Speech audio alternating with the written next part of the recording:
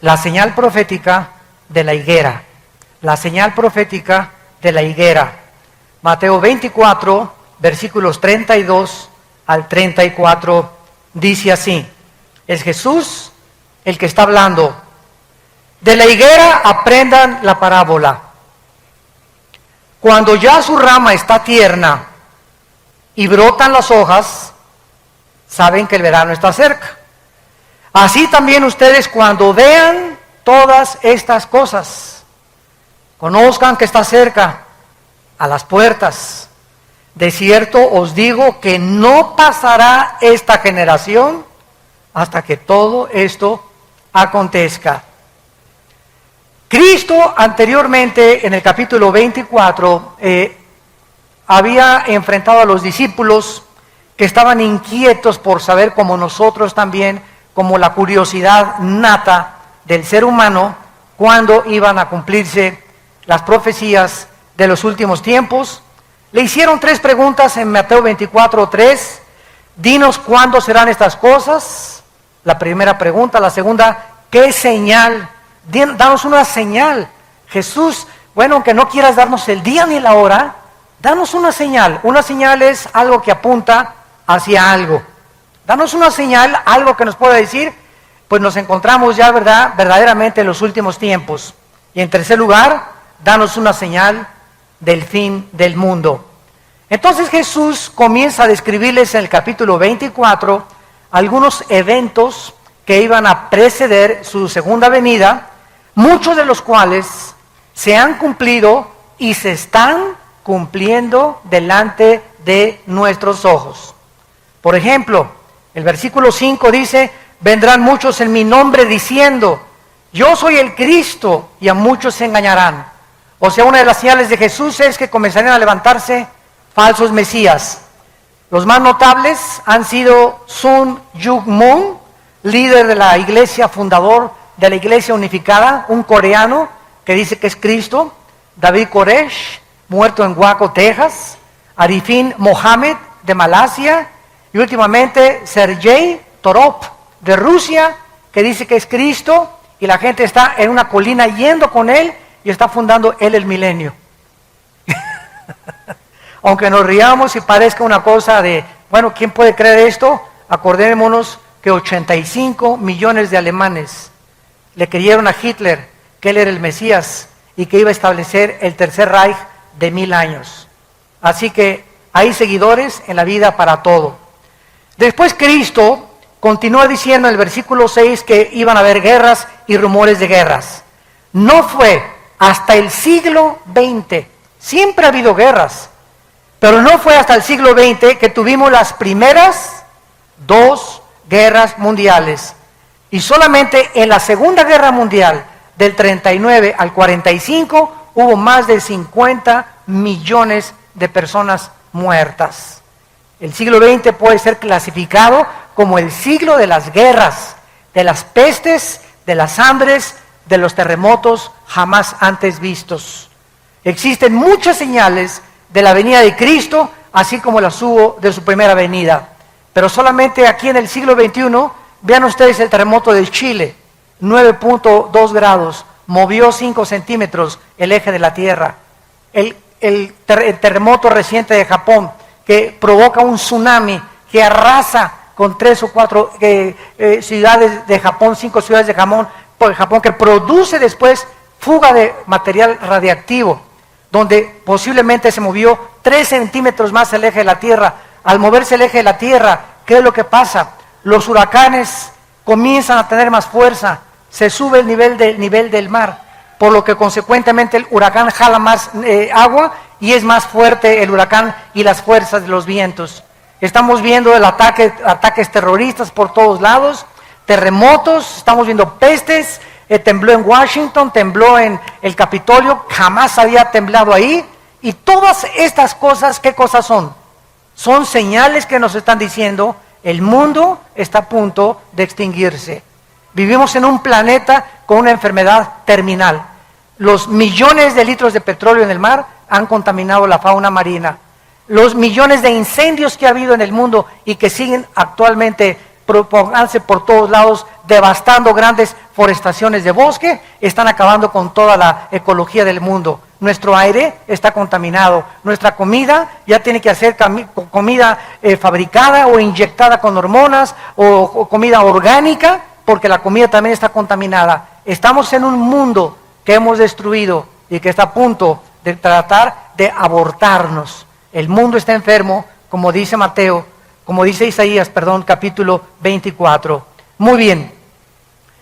Entonces, así como hubo señales de que Cristo iba a venir en la primera venida, Cristo, cuando vino, reprendió a los líderes religiosos, porque aunque no se sabía el día ni la hora, ni nadie lo sabrá tampoco el día y la hora, sí es necesario e importante que nos comencemos a alistar cuando veamos las cosas. Por ejemplo, en Lucas, capítulo 12, versículo 54, Cristo enojado con los fariseos y los líderes y con la gente, les dijo lo siguiente. Lucas 12, 54. Decía también a la multitud: cuando veis la nube que sale del poniente, luego decís, agua viene, y así sucede. Es lógico, ¿verdad? Salimos ahorita a la calle y está todo nublado y aborrascado el cielo. ¿Qué cosa nos muestra? Va a llover. ¿A qué horas? A las 3, no sé. A las 2, a lo mejor en 5 minutos, a lo mejor en 2 horas. Pero el acumulamiento de nubes nos habla de que ya no tarda en caer la lluvia. Cuando sopla el viento del sur, decís, hará calor, y lo hace. Es en lo que se basan los pronósticos del tiempo y de los climas. ¿Cómo pueden saber que la semana que entra va a haber 75 grados de temperatura, o 25 en Acapulco y 32 en Cancún, etcétera, etcétera? ¿Cómo lo hacen? Midiendo con los satélites y el calor, el tiempo, el calor, la precipitación y la velocidad, etcétera, etcétera. Todo eso les hace hacer pronósticos que, aunque no son 100% exactos, por lo menos dicen, pasado mañana va a llover, o va a haber un calor tremendo la semana que entra, etcétera, etcétera. Hipócritas, versículos 56, que saben distinguir el aspecto del cielo y de la tierra, y cómo no distinguen este tiempo. ¿Cómo no supieron los fariseos que Jesucristo iba a nacer en Belén? Isaías lo decía, que su madre iba a ser una virgen, que cuando hubiera un levantamiento en Roma y tratara Roma de conquistar Jerusalén y el mundo, el Mesías iba a venir. ¿Cómo es posible que no hayan podido estar preparados? A lo suyo vino y los suyos no le recibieron. Me pregunto si sucederá lo mismo con nuestra generación. ¿Estaremos tan ciegos de no darnos cuenta en qué tiempo nos estamos encontrando? Jesús comparó estos eventos en Mateo 24, 8 con dolores de parto. Dice en Mateo capítulo 24, versículo 8, todo esto será principio de dolores, que son los dolores, la palabra griega, que experimenta una mujer cuando va a parir. Una mujer cuando va a parir, ¿cómo comienzan los dolores? Comienzan con contracciones cada vez más fuertes, cada vez más fuertes, cada vez más fuertes, van aumentando en intensidad y en dolor, hasta que se revienta la fuente de agua, ¿verdad? Y entonces la mujer tiene que ser internada inmediatamente en un hospital. Entonces Cristo dijo que los terremotos, los huracanes, los tsunamis, toda la descomposición ecológica iba a ir aumentando, aumentando, aumentando, como lo estamos viendo con nuestros ojos. Los terremotos son cada vez más fuertes, producen más daños, los huracanes son cada vez más devastadores, los tsunamis están comenzando a inundar ya grandes cantidades y grandes costas en los continentes del mundo. ¿Y quién puede estar ciego a lo que está pasando en Israel? Lo que va a pasar en 2 o 3 días. Esto es increíble a la luz de la Biblia. Muy bien, vamos a ver ahora que la Biblia nos revela que los cristianos sí podemos conocer los tiempos acerca de la segunda venida de Cristo. Veamos esto en Primera de Tesalonicenses, capítulo 5, versículos del 1 al 5. Primera de Tesalonicenses, capítulo 5, los primeros 5 versículos. Y dice el apóstol Pablo, acerca de los cronos. se tradujo tiempos, o sea, el tiempo cronológico. Y acerca de las ocasiones, ponlo en tu Biblia ahí, kairos, o sea, tiempos específicos. Una cosa es cronológicos, otra cosa es específicos. O sea, acerca de la cronología de los tiempos y el tiempo específico de algún evento, no tiene necesidad, hermanos, de que yo les escriba. Porque vosotros sabéis perfectamente. Debemos los cristianos tener este conocimiento. Que el día del Señor vendrá como ladrón. Que cuando digan paz y seguridad, no es hasta que haya un tratado de paz en el mundo, donde se diga algún dictador, ya basta de guerras entre árabes y judíos, ya basta de problemas en el mundo, como lo hizo Hitler en 1932 al 34. Alemania estaba azotada por el comunismo, se formó el Partido Nacional Socialista, no había trabajo, el orgullo alemán estaba hasta los suelos después de que perdieron la Primera Guerra Mundial, era una población, un grupo humillado ante el mundo, y llega una voz del Führer, de Hitler: yo saco a Alemania, comienza a darle el empleo a todos, fabrica, producen la Porsche, se produce el carro Volkswagen, que Hitler dijo: le voy a dar un premio al mejor diseñador de autos, que me haga un carro para el pueblo. La palabra Volks significa pueblo en alemán, Wagen en alemán significa pueblo. Entonces, Volkswagen significa el carro del pueblo. Y pues hasta el momento, ¿verdad?, ha sido un carro increíble desde la Segunda Guerra Mundial. Y sacó a Alemania totalmente del pozo de desesperación en que se encontraban. Y 85 físicos, matemáticos, doctores, licenciados, abogados, maestros de escuela, no estoy hablando de indígenas, 85 millones de profesionistas, de personas cultas, de personas que fueron a la universidad con premios, noveles, etcétera, etcétera, votaron por Hitler y le creyeron a Hitler. ¿No le creerán al anticristo? Cuando el anticristo va a hacer señales sobrenaturales, lo van a tomar como un extraterrestre al anticristo, va a hacer llover fuego del cielo, va a hacer que su imagen aparezca de repente por todos lados, van a creer que realmente los extraterrestres ya aterrizaron en la tierra y van a traer la época del acuario que el diablo ha promovido en el mundo desde hace muchos años. Entonces dice el apóstol Pablo, versículo 3, cuando digan paz y seguridad, vendrá destrucción repentina como los dolores a la mujer encinta y no escaparán. Escuchen con atención lo que dice Pablo. Mas vosotros, hermanos, o sea, todos nosotros los cristianos, no estamos en tinieblas para que aquel día nos sorprenda como ladrón. Dios no quiere que nosotros seamos sorprendidos de repente y voltees y tu esposa desapareció y tus hijos desaparecieron y millones de bebés en los hospitales recién nacidos desaparecieron y pilotos con aviones se van a estrellar en el mar porque el piloto desapareció. Choferes van a congestionar las carreteras internacionales porque desaparecieron de repente manejando. Va a haber un caos y una confusión en el mundo entero de la desaparición de millones de personas. Tú vas a ser de aquellos que vas a decir: ¿qué pasó? ¿Dónde está mi vieja? ¿Dónde está mi viejo? ¿Dónde están mis hijos? No, ¿verdad? Dios no quiere que nosotros seamos como ladrón. Vendrá a los incrédulos, pero no a nosotros. Métete eso en tu cabecita. Ustedes no están en tinieblas para que aquel día los sorprenda como ladrón, porque ustedes son hijos de la luz. Somos hijos del día. Dios quiere que tengamos luz, que sepamos en qué tiempo nos encontramos.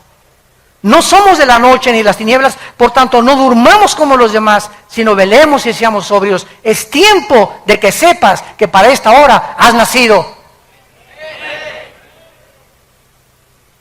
Es tiempo de los guerreros de Dios. Es tiempo de tomar la bandera de la verdad y decir: ¿de qué camiseta te pones? ¿De Chivas o América? Imagínate una persona que llega al estadio con la camiseta Chivas aquí y América abajo. Oye, por favor, no, yo soy de los dos. Nadie puede ser así. ¿Eres o no eres de uno o del otro? Báñate.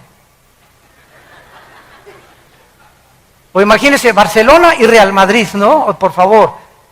Cristiano y mundial. No puedes. Es tiempo que nosotros decidamos verdaderamente que para esta hora hemos nacido, para levantar la bandera de la verdad, para predicar a Cristo, para seguirlo, para velar, para guardar nuestros corazones, a nuestros amigos, ganarlos para Cristo, hablarles de Cristo. ¿Por qué? Porque en cualquier momento podemos desaparecer, en cualquier momento puede venir Cristo por nosotros. Muy bien, todo lo dicho anteriormente fue en respuesta a la pregunta, ¿qué señal habrá de tu venida y del fin del siglo? Sin embargo, vamos otra vez a Mateo 24, a nuestro pasaje, versículo 32 y 34, que vamos a examinar con lupa. Sin embargo, la señal más importante,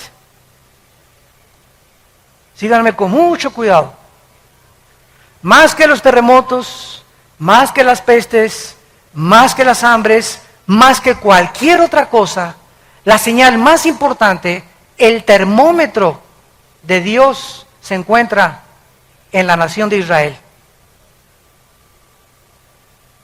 Israel es el termómetro de Dios.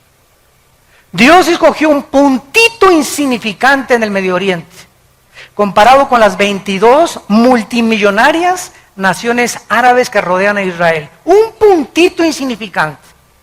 Los judíos no son mejores que los mexicanos, ni que los árabes, ni que los palestinos, ni que los rusos. Dios en su soberanía escogió solamente un punto geográfico para que ahí se centraran las principales profecías de la historia. Para que de ese punto geográfico saliera la Biblia. Para que de ese puntito geográfico naciera el Mesías, el Hijo de Dios. Y si hubiera escogido México, los ingleses hubieran dicho, ¿y por qué no nosotros? Y si hubieran escogido a Francia, ¿y por qué no los alemanes? La cuestión es que a Dios le dio la gana, no te iba a preguntar a ti ni a mí, a escoger un punto geográfico y una nación, y Él escogió a Israel. ¿Y quién va a contradecir a Dios? ¿Por qué escogiste a Israel? Vuelvo a repetir, no fue porque fueran mejores porque se los dijo en Deuteronomio 7, sino porque los amé y porque quiero que mis profecías se cumplan a través de ustedes. Entonces Dios escoge a Israel y desde 1948, 14 de mayo de 1948, el Estado libre, independiente y soberano de Israel, ante los ojos estupefactos del mundo entero, se constituye como una nación en un día. Cumpliendo la profecía de Isaías 66, ¿podrá nacer una nación en un día? Pues ha sido Israel la única de la historia. Este es importante porque tenemos que preguntar dos preguntas para contestar nuestro pasaje. Número 1, ¿quién representa la higuera? Porque dice el pasaje, Mateo 24:32, de la higuera aprendan la parábola. Cuando su rama está tierna y brotan las hojas, sepan que el verano está cerca. Y la segunda pregunta que tenemos que contestar es, ¿cuánto tiempo involucra una generación? Si podemos descifrar estas dos claves, ¿quién es la higuera y cuántos años constituyen una generación a los ojos de Dios en la Biblia? Tenemos bastante información para darnos cuenta que nos encontramos en esa generación, que no pasará hasta que todo acontezca. Sigamos leyendo y sigamos estudiando. Vamos a ver en primer lugar en Oseas, en el Antiguo Testamento, que en el Antiguo Testamento la nación de Israel representa o está representada por dos árboles. Uno es la vid, que produce uvas, o la viña, y otro la higuera, que produce higos. Dice en Oseas 9, versículo 10, ¿ya lo tienen? Como uvas en el desierto, hallé a Israel.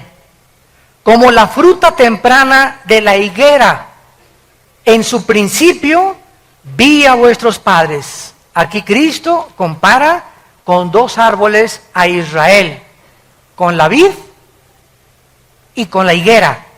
Pero es interesante, ¿verdad?, que la higuera es la última planta del año en florecer. Hay 3 árboles en la Biblia: el olivo, que representa las bendiciones. Dice en Romanos 11 que fuimos injertados en el olivo. Nosotros somos el olivo silvestre, el olivo original es Israel. El olivo representa las bendiciones que vienen con el Espíritu Santo. La vid representa el sistema religioso, la viña. Isaías 5, planté una vid y vine a buscar fruto y no la encontré. Y esta misma parábola de Isaías 5, representando la vid, Cristo dice cuando vio la higuera, la maldijo, que era una profecía más adelante de que Israel atraería la maldición sobre sus vidas por haber rechazado al Mesías. Y en tercer lugar, la higuera representa la resurrección nacional de Israel. Entonces tenemos el olivo, tenemos la vid y tenemos la higuera. Pero cuando Cristo, de los 3 árboles, escoge la higuera para decirnos, cuando reverdezca, cuando resucite, cuando otra vez ante los ojos del mundo Israel vuelva a levantarse después de más de 2000 años de que no tenían patria, gobierno ni sistema religioso, sepan que se acerca el verano. Quiero decirles con más exactitud que esta generación no pasará hasta que se cumplan todas estas cosas. Vemos también en Lucas capítulo 13 acerca de la higuera que Cristo nos está describiendo. Dice Lucas 13, versículo del 6 al 9. Dijo también esta parábola: tenía un hombre una higuera plantada en su viña, y vino a buscar fruto en ella, y no lo halló. Y dijo al viñador: he aquí hace 3 años que vengo a buscar fruto en esta higuera, y no lo halló. Córtala. ¿Para qué inutiliza también la tierra?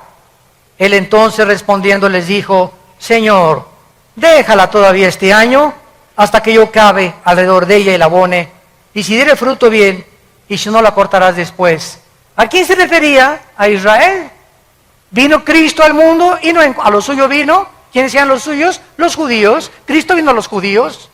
Y después pasó a los gentiles el evangelio, pero el evangelio vino a predicarse primero a los de su pueblo, a los judíos, porque de ahí iban a ser el Mesías, de ahí nació.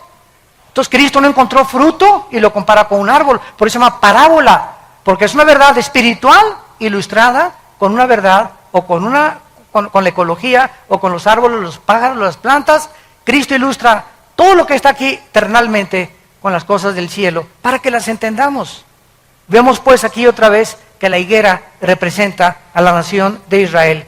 Ahora, el hecho de que Cristo tenía en su mente a Israel se confirma aquí mismo en este capítulo, versículo 34 y 35. Y Cristo grita: Jerusalén, Jerusalén, versículo 34, que matas a los profetas, apedreas a los que te son enviados.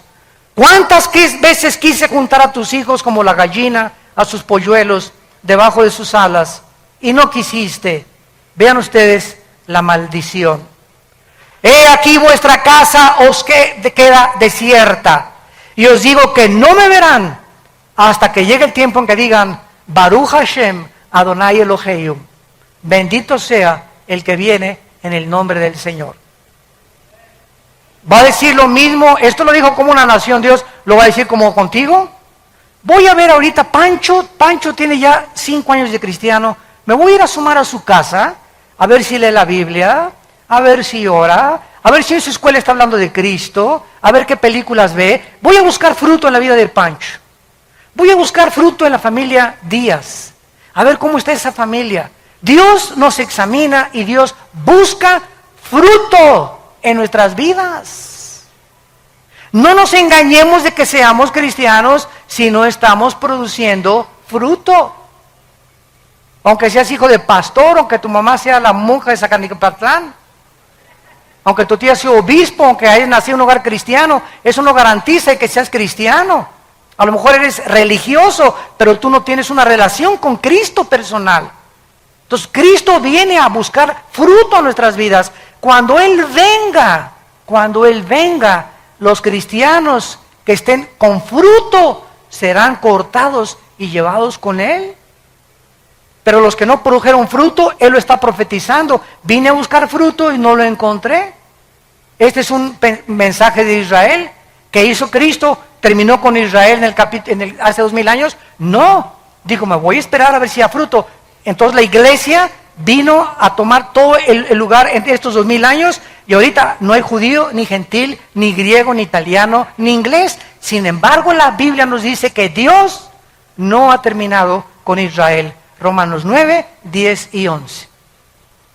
No ha terminado con Israel. Una cosa es la salvación individual, otra cosa son las profecías nacionales. Israel se va a convertir en el trono de Dios. La nueva Jerusalén va a descender sobre la tierra de Israel. Ahí va a estar los cuarteles generales del universo. Dios habita ahorita en el tercer cielo. La Biblia dice que Dios va a dejar el tercer cielo. El Padre, estoy hablando, no el Hijo. El Padre baja al tercer cielo y va a bajar a la tierra, en Israel, en Jerusalén, a poner su trono. ¡Qué maravilloso! Va a cambiar su trono de arriba a estar aquí con nosotros. El Dios y Padre del universo. Y nosotros a su alrededor reinando con los siglos por Él. Vemos pues entonces claramente, ¿verdad?, acerca de esto. Ahora dice el capítulo 21 de Mateo, versículos 18 y 19, Mateo 21, 18 y 19, la maldición de la higuera. Por la mañana, volviendo a la ciudad, tuvo hambre. Y viendo una higuera, está hablando de Jesús, cerca del camino vino a ella.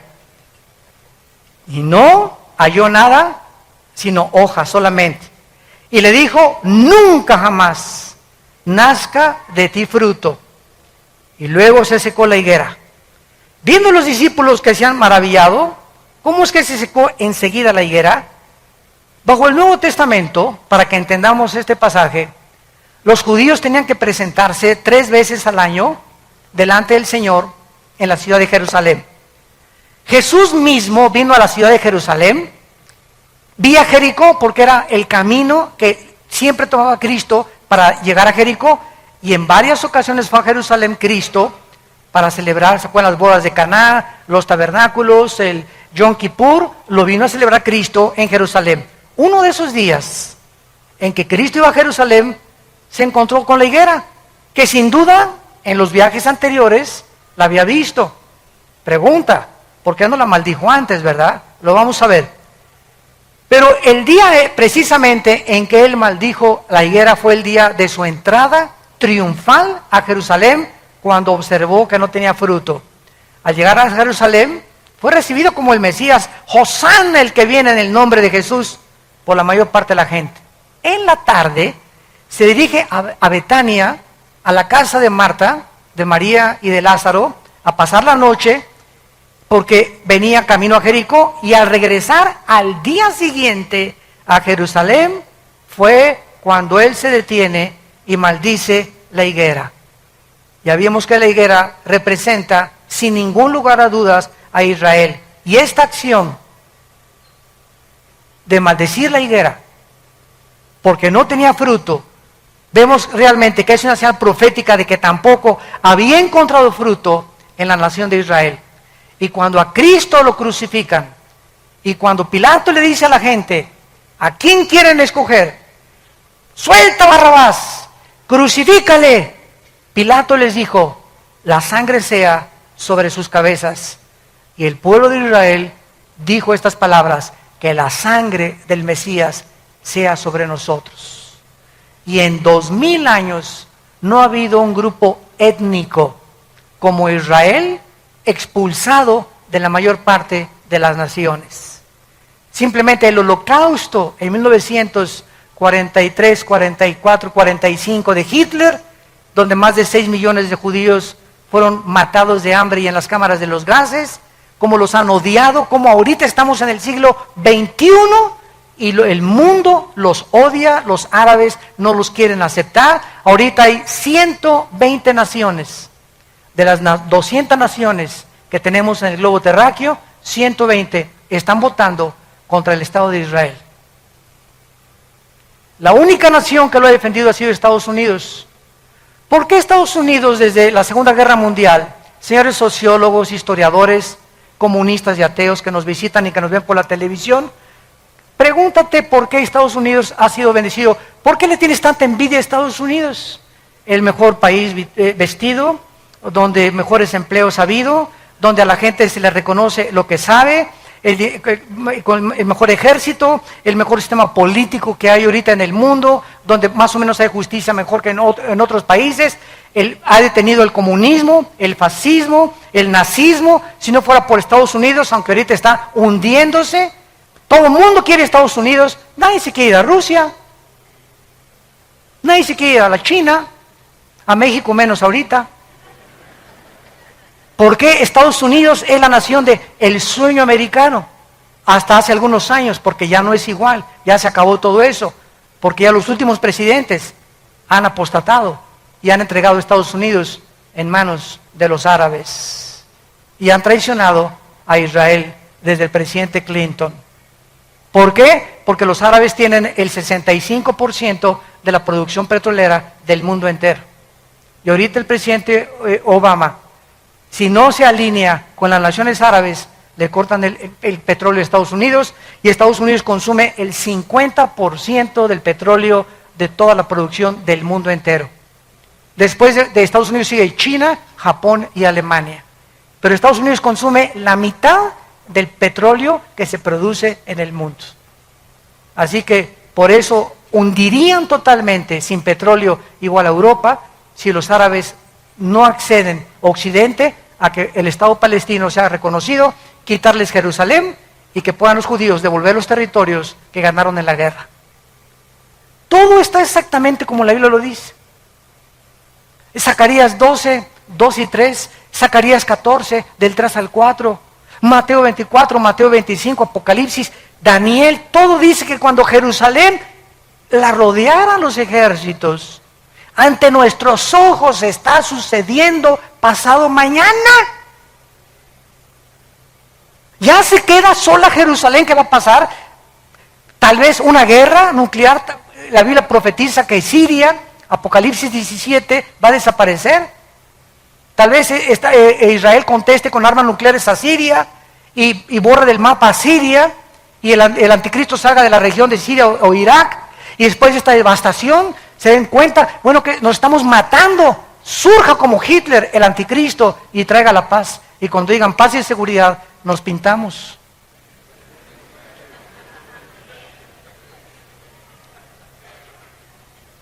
Todo está sucediendo exactamente como la Biblia lo determinó.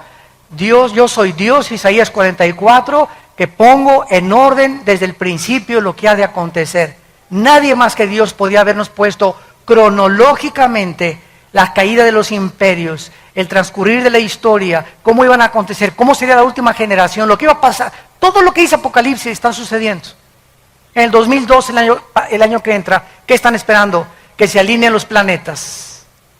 Que el satélite Alien, ahorita que dicen que es un planeta, cuando se alineó con el Sol, tembló en Chile. Cuando se alineó con el Sol, este planeta, tembló en Japón. Ahora esperan que en 2012 se alinee otra vez con el Sol y tal vez vengan ahora sí radiaciones solares, ya no hay ozono que nos proteja y comienza el mundo a ser convulsionado, comienzan los tsunamis a inundar Hawái, Acapulco, Cancún, las costas, la costa mediterránea, Francia, etcétera, etcétera, desfalleciendo los hombres por las cosas que sucederán, confundida la gente por el bramido de las olas y del mar, por los terremotos y toda la gente buscando una luz, y nosotros somos en esta generación la luz.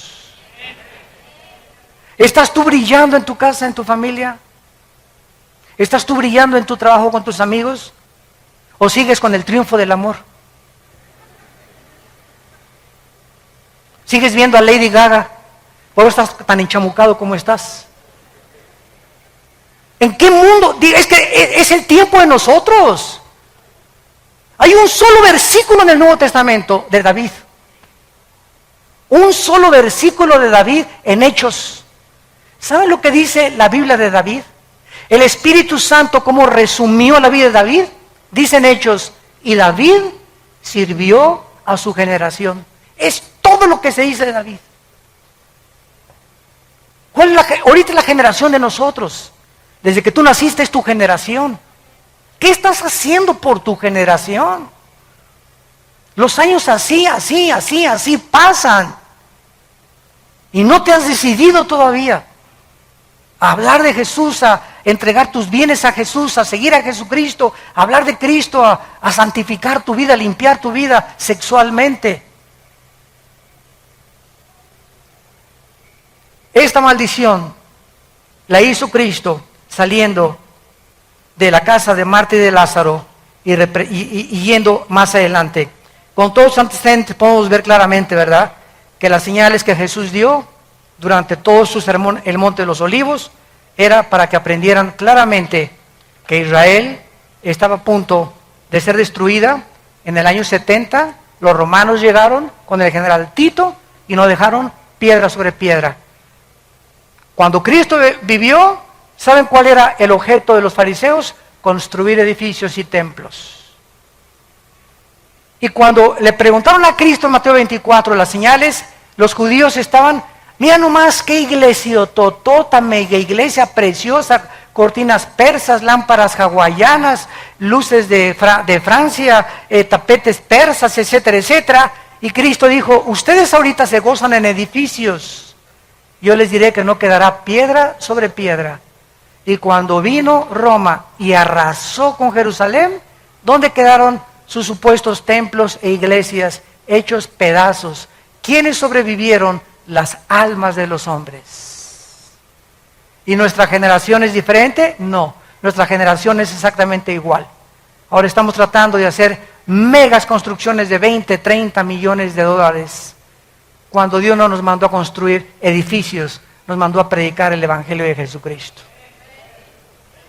Ya si Dios nos quiere regalar, y si alguien me dice, te regalo 15 millones de dólares para que hagas un edificio, una iglesia, gloria a Dios. Pero a la iglesia no la vamos a meter en drogas, ni a obligar, ni a presionar. Den y den y den y den. Les decimos, den para las misiones, para mandar misioneros, para sostener más pastores. Nunca hemos pedido para la construcción. Y hasta ahorita Vida Nueva para el Mundo no tiene, ni es dueña de ningún edificio en el mundo entero. No somos dueños de nada.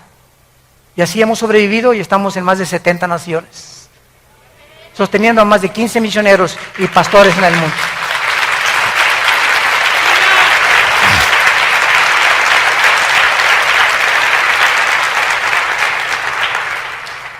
Los judíos pues fueron dispersados a los 4 confines de la tierra, quedaron por tierra cerca de más de 2000 años. Además la maldición se aplicó a la tierra, porque cuando regresaron en el 48 los judíos, era un desierto Israel, era un desierto. Los palestinos dicen que era tierra de ellos. Esto es la mentira más grande del mundo. Durante 3000 años Israel estuvo en Israel. Claro que había árabes cuando regresaron ellos, pero era un desierto Israel. No había un solo árbol, porque la maldición cayó sobre la nación y sobre la tierra. ¿Se acuerdan del Antiguo Testamento? El pecado hacía que Dios detuviera las lluvias y maldijera la tierra. Isaías 24, del 3 al 4, porque faltaste mis mandamientos, la maldición te alcanzó.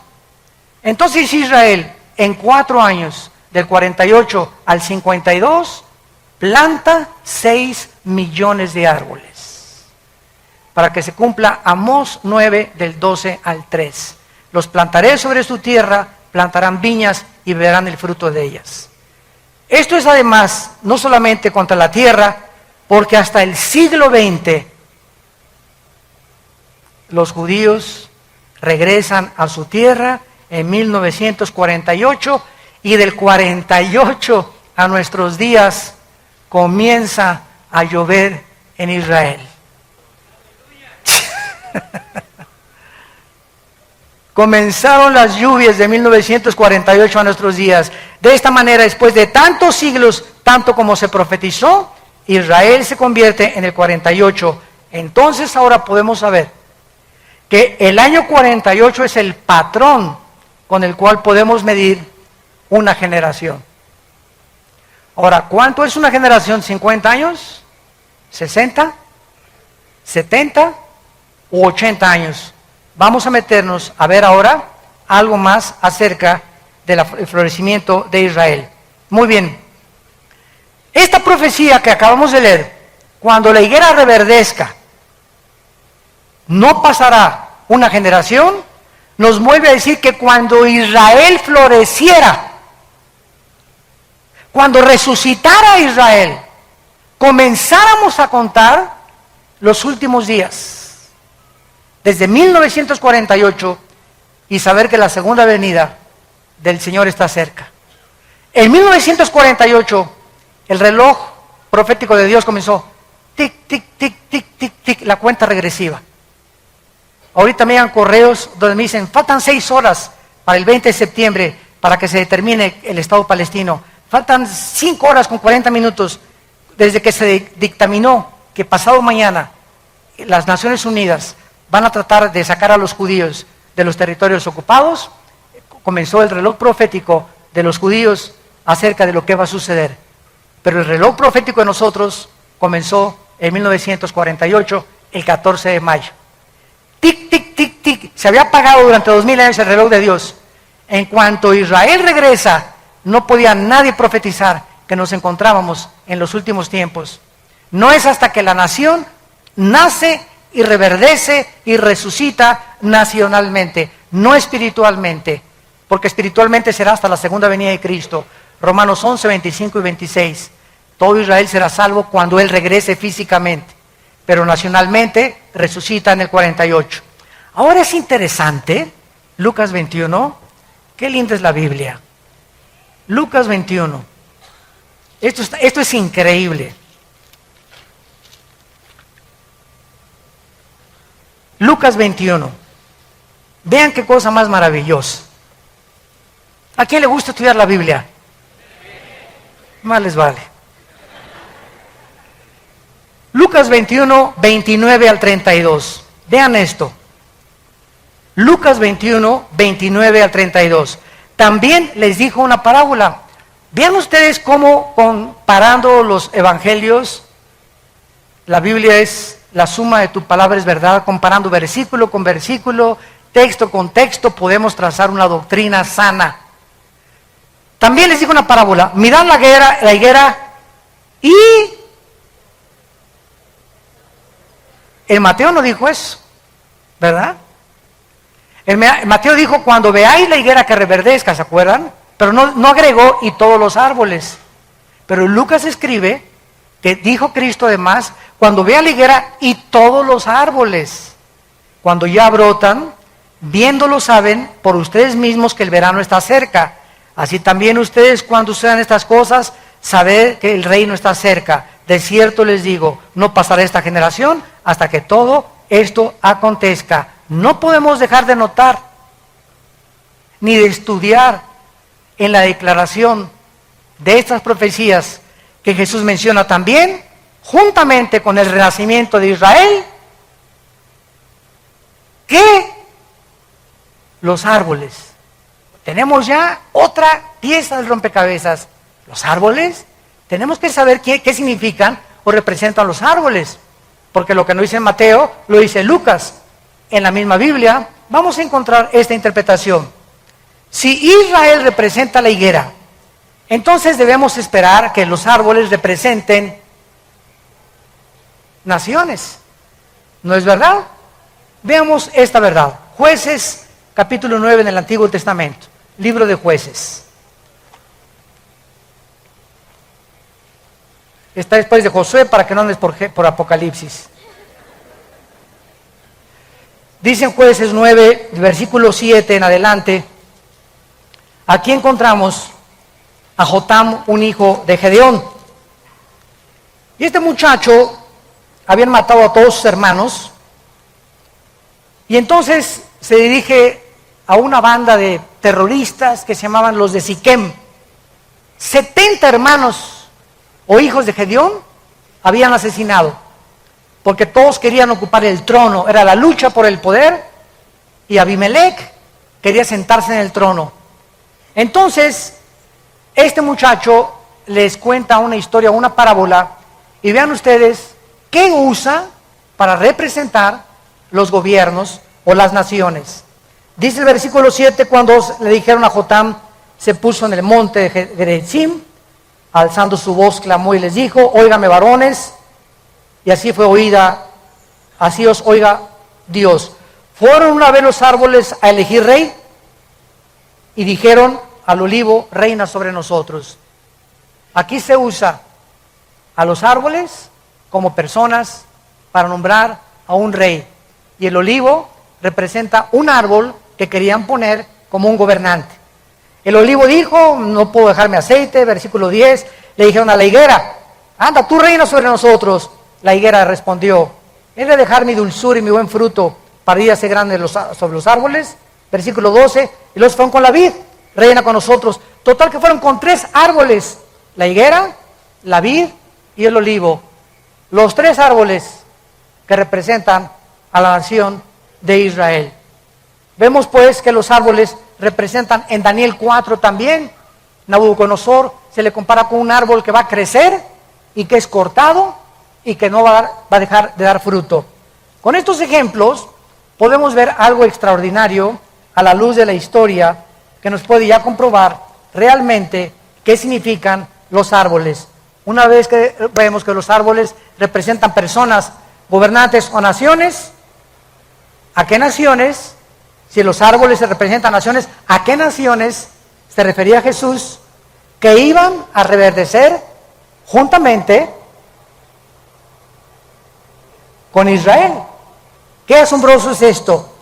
Las naciones cercanas a Israel iban a florecer cuando Israel floreciera. De manera asombrosa descubrimos que las naciones que tienen su frontera con Israel se independizaron exactamente dentro de los 5 años del renacimiento de Israel. El Líbano, Jordania, Siria y Egipto obtuvieron su independencia entre 1943 y el 52.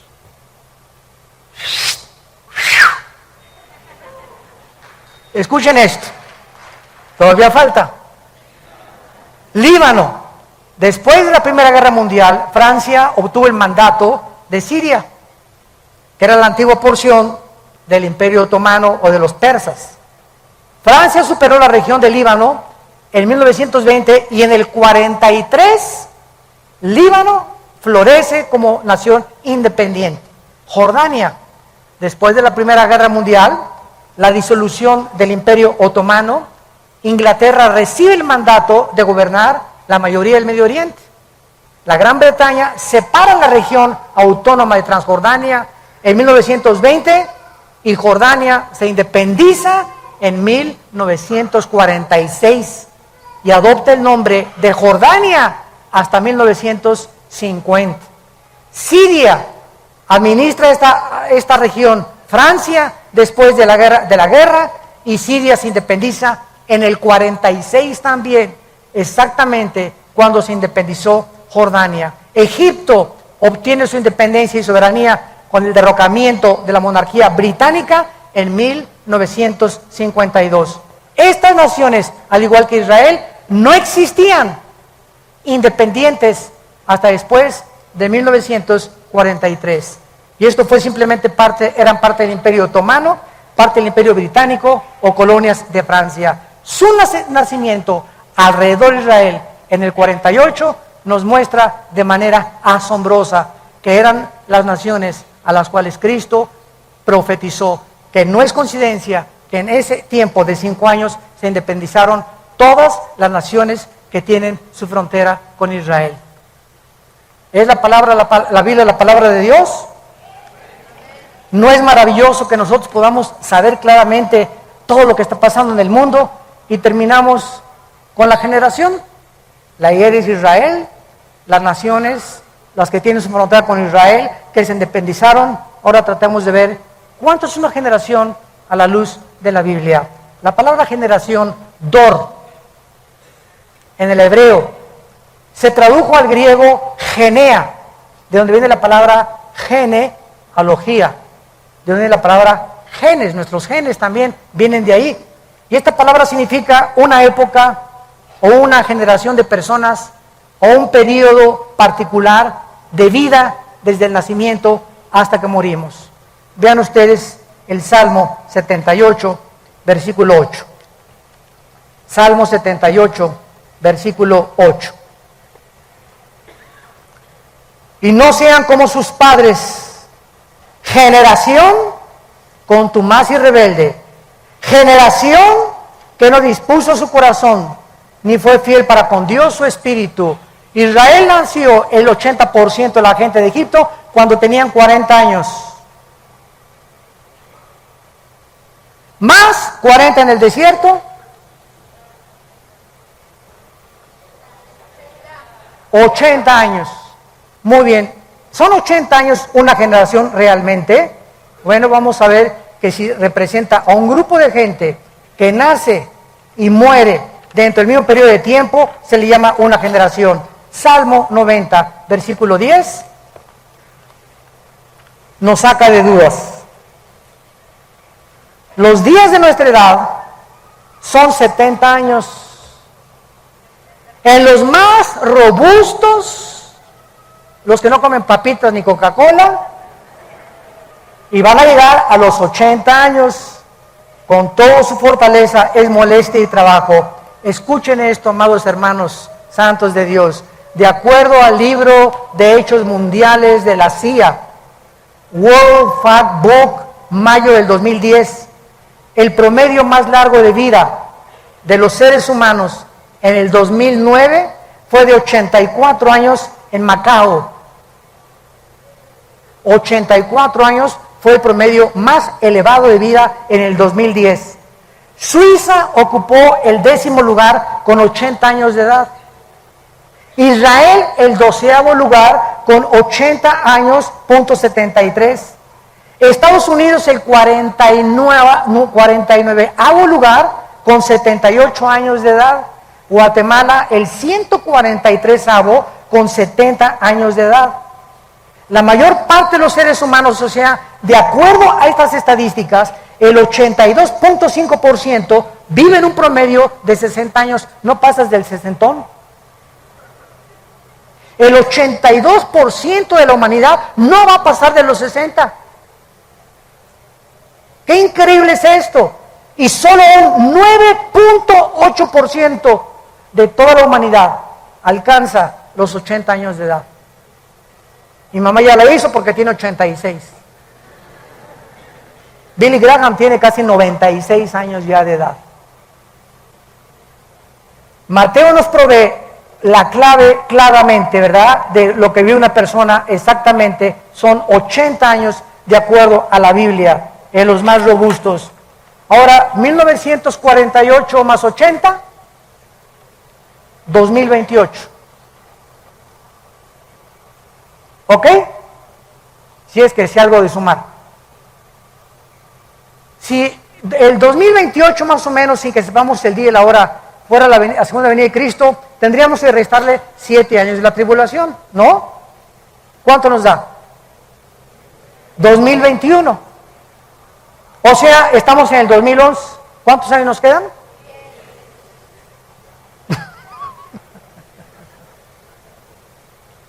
Aquí no podemos de ninguna manera ser dogmáticos. Y eso no contradice lo que Jesús dijo, el día y la hora nadie la sabrá, pero sí los tiempos. Yo no sé si será el rapto en el 2002 o en el 15. Yo siempre he dicho que no pasábamos del 15, según cálculos, y que nos libre Dios de poner una fecha, porque seríamos falsos profetas. Pero los tiempos aproximados son posiblemente antes del 2028. Si la generación de los 80 años se cumple de acuerdo a la Biblia. Pues en el 20, en el 19, en el 16, en el 23, por favor no digan, el hermano dice indica. Me meten en problemas. Que quede bien claro lo que estamos diciendo. Y sabe una cosa, que cuando yo leí esto, se me estremeció la piel. Le dije, Señor, ¿realmente nos estás diciendo que nos quedan 10 años, 12 años más de vida tal vez? ¿Será posible esto? Y bueno, lo vamos a ir viendo con lo que siga pasando el año que entra, etcétera, etcétera. Lo único que sé yo es que llegó la hora para la cual nacimos. Y que si estas cosas han de suceder, ¿cómo no debemos de vivir una vida pía, santa y piadosa? Entregándonos cada vez más al Señor, buscando más su voluntad y dejándonos ya de vanidades ilusorias. Y entendamos para qué nacimos. Y sepamos que lo que más le interesa a Dios es que lo conozcamos. Y que seamos guardados de la hora de la prueba. Lucas 21, para que seamos tenidos por dignos de las cosas que acontecerán en la tierra. ¿Estás tú listo para encontrarte con tu Dios? Gracias por tu palabra, Señor. Gracias por tu palabra, Señor, y por los tiempos que nos permites vivir. Donde estamos viendo que las nubes se están juntando de las catástrofes, de los holocaustos, de las tragedias en el mundo, de los fenómenos naturales, donde la naturaleza se ha vuelto contra nosotros. Y sabemos que estas son señales. Y tenemos tal vez 2 años, 10 años, solo tú lo sabes. Lo único que sabemos es que ya el tiempo se ha acercado. Y que estas consideraciones que hemos traído a la luz de tu palabra, con la ayuda del Espíritu Santo como nuestro Maestro, nos hacen temblar interiormente de temor a ti, de acercarnos más rápido a ti, de entregar nuestras vidas con pasión a ti, y de saber que tú eres la única causa por la cual vivimos. Porque si vivimos es para ti, y si morimos es para ti también, Señor. Ya sea que vivamos o que muramos, le pertenecemos al Señor. Muchos de ustedes que nos ven por la televisión y que están aquí presentes, yo los invito a que vengan a la cruz en este momento. Vengan a la cruz, ven a hacer la paz con Dios, prepárate para encontrarte con tu Dios. Si Cristo no viene en 20 o 30 años, el día de tu muerte, lo vas a enfrentar. Y será el día de tu juicio, donde no tendrás otra oportunidad, como la tienes en esta tarde, de arrepentirte de tus pecados y de entender que no eres un animal. Somos personas inteligentes, agentes morales, responsables de las decisiones que tomamos, cuyas consecuencias son para bien o para mal siempre. Cada decisión que tomamos tiene consecuencias, para bien o para mal. Y tú y yo somos responsables delante de Dios, nadie más que nosotros, de las decisiones que tomamos. Ven a Cristo, toma esta decisión en tu corazón hoy, y ahí desde tu lugar dile: Señor mío y Dios mío,